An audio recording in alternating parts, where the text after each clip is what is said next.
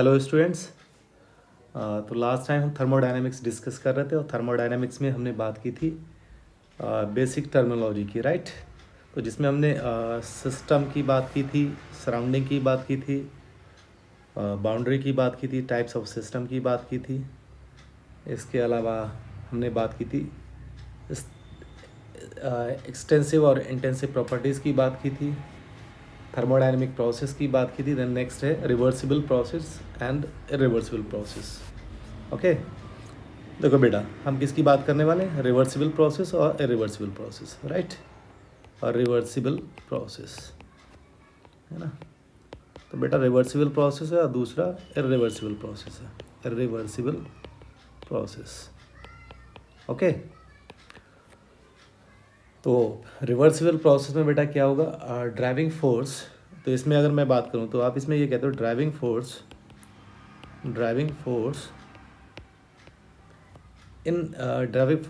is infinitesimally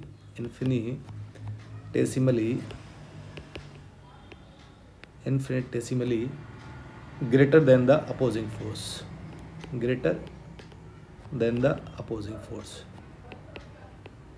okay, greater than the opposing force।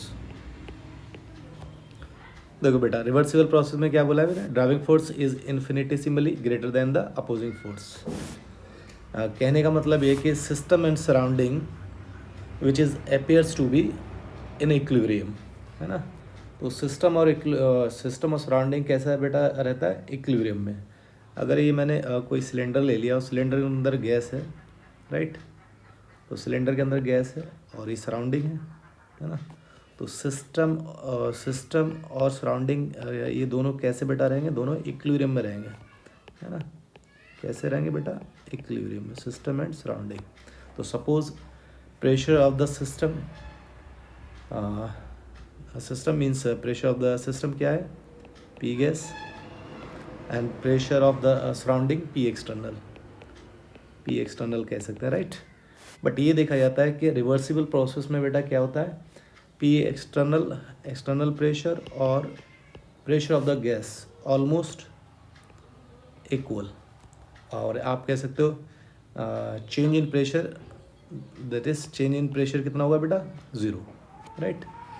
ये बात होगी रिवर्सिबल प्रोसेस की। तो आपने क्या? System and surrounding both exist in equilibrium, जिसमें आप ये कह रहे हैं driving force is infinitesimally greater than the opposing force. Okay बेटा, एक चीज़ और ध्यान में रखने वाली बात ये है कि इसमें जो वेरिएबल प्रेशर है वो देखना है मुझे। वेरिएबल प्रेशर कौन सा है? एक्सटर्नल प्रेशर मेरा वेरिएबल है या pressure of the gas variable है? तो मुझे ये मालूम होता है कि एक्सटर्नल प्रेशर इज़ वेरिएबल। ये पॉइंट ध्यान रखने वाली बात है, external pressure is variable. Variable बेटा कौन सा होगा इसमें? External pressure. ओके, और साथ में आपने ये भी बोला है कि जो सिस्टम है बेटा कैसा है? ये सिस्टम हाइपोथेटिकल सिस्टम है। हाइपोथेटिकल या थ्योरेटिकल भी कह सकते हैं, राइट। हाइपोथेटिकल या theoretical.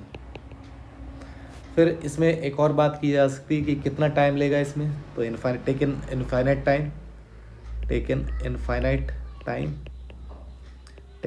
Time and taken as well as infinite step. बेटा जब इनफाइनाइट टाइम ले रहा है तो स्टेप कितनी लेगा? इनफाइनाइट स्टेप में होगा। और system and surrounding both exist in equilibrium. System and surrounding बेटा एग्जिस्ट इन बोथ इक्विलिब्रियम। तो ये वाली बात आपको ध्यान में रखना है। ओके, तो ये कुछ पॉइंट्स की मैंने बात कर ली है यहाँ पर। तो पॉइंट नंबर 1 की बात की आपने, driving force is infinitesimally greater than the opposing force. Then आपने कहा pressure of the external is almost equal to the pressure of the gas, that is change in pressure कितना बेटा? 0। External pressure is variable. The system is hypothetical or theoretical. Infinite time taken by the system and infinite steps also. System and surrounding exist in equilibrium. Okay. Then बात करते हैं हम irreversible process की। तो ये बेटा हमने किसकी बात की? ये बात की हमने reversible process की। Then next बात करते हैं हम irreversible process। irreversible process के केस में बेटा देखो क्या है। तो अगर हम irreversible process के केस में बेटा बात करें तो आप ये कह सकते हैं तो इसमें आप ये कह रहे हो बेटा ड्राइविंग फोर्स इसमें आप ये कह सकते हो driving force is much greater than opposing force, much greater than बेटा opposing force, that is irreversible process. Okay, तो यहाँ पर आप ये देख सकते हैं, जैसे ये अगर आपका सिलेंडर है और यहाँ पर आप बोल रहे हो कि जो है ये गैस है, इसके अंदर ये क्या है बेटा, प्रेशर ऑफ द गैस, और ये external pressure, right, this is external pressure. तो हम मुझे ये क्या पता चल रहा है कि जो मेरा पिस्टन है वो कुछ इस तरीके का हो जा रहा है, ऐसे आप देख सकते हो, ऐसे देख सकते हैं। तो बेटा क्या है, ये इस तरीके से हो रहा है।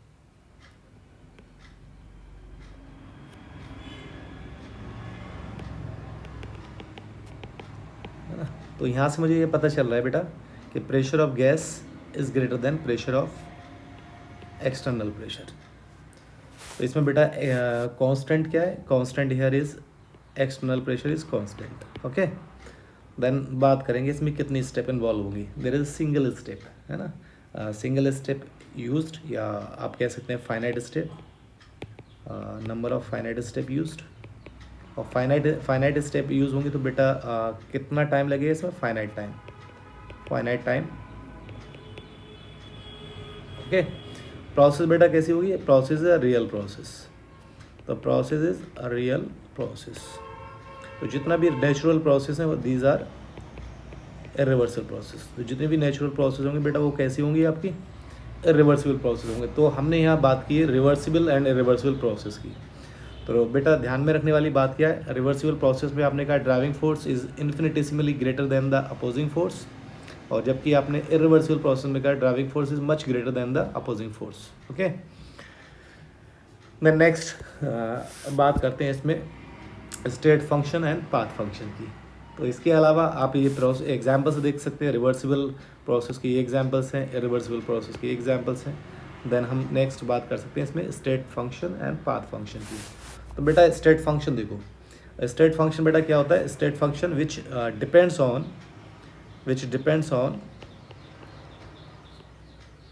स्टेट, विच डिपेंड्स अपॉन स्टेट, या फिर बेटा आप ये कह सकते हो that is path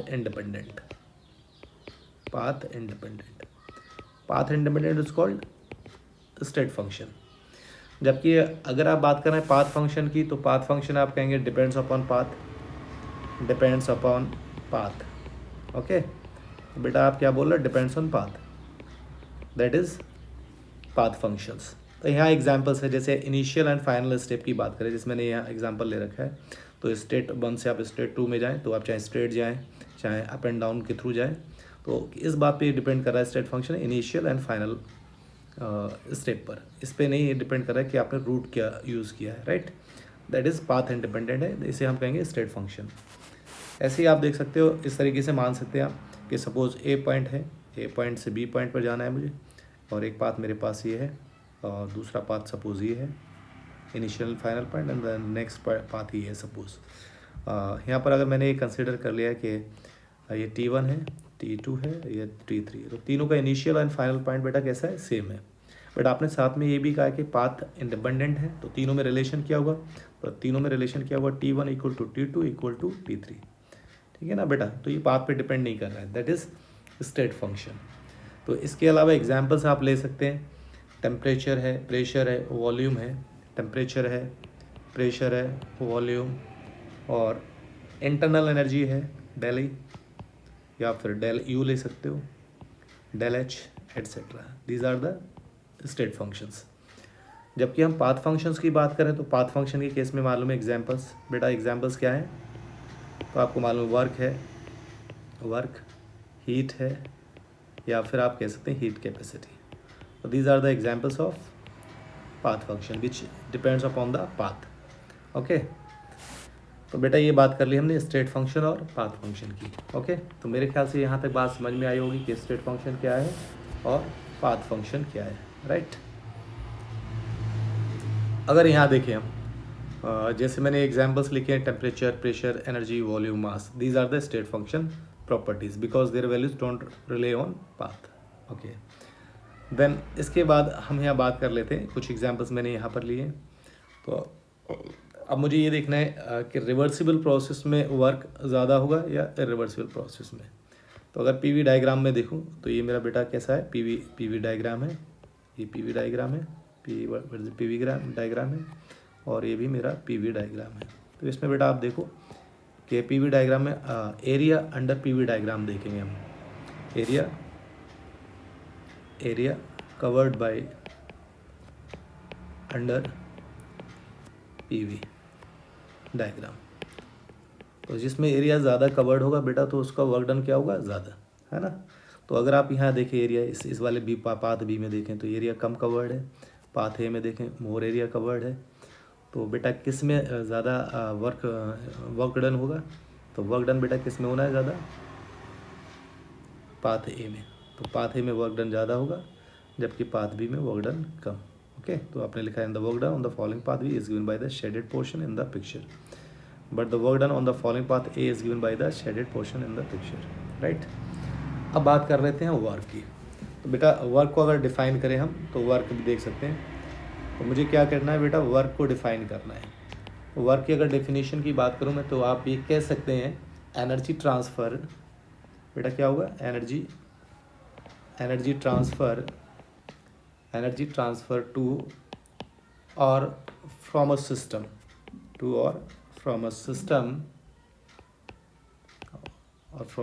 with reference to surrounding, okay, with reference to surrounding। ठीक है बेटा, ये कह रहे हैं हम। तो वर्क का डेफिनेशन जो आपने लिखा है, it is defined as energy transfer to और from a system with reference to surrounding, that is called work. अब वर्क का फार्मूला बेटा क्या होता है, वर्क का फार्मूला आप लिखें as you know, force into displacement. Okay, तो फोर्स इनटू डिस्प्लेसमेंट, जबकि मुझे मालूम है प्रेशर क्या होता है, फोर्स पर यूनिट एरिया। तो बेटा फोर्स की जगह क्या लिख सकते हैं हम, प्रेशर इनटू एरिया। इसको हम पुट कर देंगे इसकी जगह। तो W क्या होगा बेटा, P इंटू ए इंटू डिस्प्लेसमेंट। तो एरिया इंटू डिस्प्लेसमेंट बेटा क्या होता है, एरिया इंटू डिस्प्लेसमेंट होता है आपका चेंज इन वॉल्यूम। तो W क्या लिख सकते हैं, P डेल्टा B, राइट बेटा। ये चीज़ आ गई आपकी equation in terms of pressure, in terms of pressure and change in volume. But in thermodynamics sign convention जो यूज़ करेंगे हम बेटा, इन थर्मोडायनेमिक्स साइन कन्वेंशन क्या रहता है, साइन कन्वेंशन की बात करें तो साइन कन्वेंशन हम यूज़ करते हैं W equal to minus P delta V. तो ध्यान में ये रखना है बेटा, तो माइनस पी जो है, पी कौन सा बेटा प्रेशर है, एक्सटर्नल प्रेशर है। तो external pressure into delta V. तो डेल्टा बी को अब लिखा जा सकता है V final minus V initial. तो इस फार्मूले को बेटा आपको याद रखना है। ये वाला फार्मूला अगर आपको याद रहेगा तो आप इससे बहुत सारी बातें एक्सप्लेन कर सकते हैं। तो इतनी बात अगर आपको अंडरस्टैंड हुई है, समझ में आई है, तो मेरे ख्याल से फिर हम आगे बढ़ते हैं। तो मुझे बताना है फिर work done by the system क्या होगा या फिर work done on the system क्या होगा। बेटा नेक्स्ट में इसमें कुछ क्वेश्चंस मैंने यहाँ लिए, क्वेश्चंस प्रैक्टिस है, like internal energy enthalpy entropy is a state function, बताना है ट्रू और फॉल्स है, ये क्वेश्चन आपके लिए है। Identify the state function, this question has multiple correct option, ये भी आपको आंसर देना है इसका। Then relative motion with reference is, ये भी आप देखेंगे। तो कुछ मैंने क्वेश्चंस लिए हैं, उनको आप ट्राई करके देखेंगे और कमेंट बॉक्स में कमेंट करें, और अदरवाइज़ मैं उनका आंसर दूंगा अगर कहीं मिस्टेक होती है। ओके, तो इन क्वेश्चंस को आप ट्राई करके देखें, ये बहुत सारे क्वेश्चंस मैंने लिए हैं यहाँ पर, ठीक है। और इसके अलावा अगर मैं यहाँ की बात करूँ